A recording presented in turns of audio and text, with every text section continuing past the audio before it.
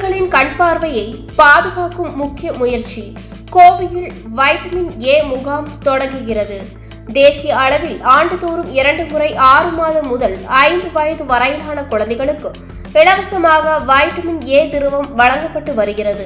அந்த வகையில் இந்த ஆண்டின் முதல் கட்ட முகாம் வருகிற 23ஆம் தேதி முதல் 28ஆம் தேதி வரை நடைபெற உள்ளது.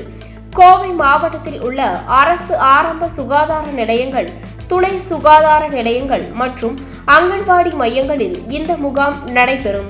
பொது சுகாதாரத்துறை மற்றும் ஒருங்கிணைந்த குழந்தைகள் வளர்ச்சி திட்டத்தின் மூலம் 315 அரசு மற்றும் நகர்ப்புற சுகாதார நிலையங்களில் 2168 பணியாளர்கள் பங்கேற்று முகாமை நடத்த உள்ளனர். இந்த முகாமின் மூலம் கோவை மாவட்டத்தில் மட்டும் 2,66,089 குழந்தைகளுக்கு வைட்டமின் ஏ திரவம் வழங்க ஏற்பாடுகள் செய்யப்பட்டுள்ளன. 6 மாதம் முதல் 5 வயது வரை உள்ள அனைத்து குழந்தைகளுக்கும் இந்த வாய்ப்பை பயன்படுத்திக் கொள்ள வேண்டும் என கோவை மாவட்ட கலெக்டர் பவன்குமார் பொதுமக்களிடம் கேட்டுக்கொண்டுள்ளார்.